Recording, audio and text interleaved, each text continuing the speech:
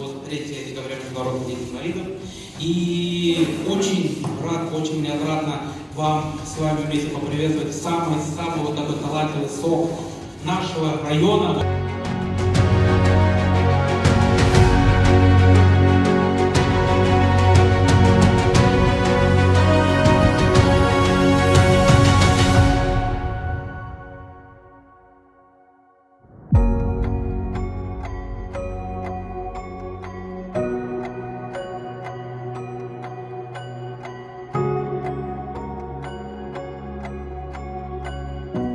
С праздником, но с этим днем, когда мы все обращаем внимание на проблемы людей с ограниченными возможностями и вместе пытаемся найти пути решения этих проблем.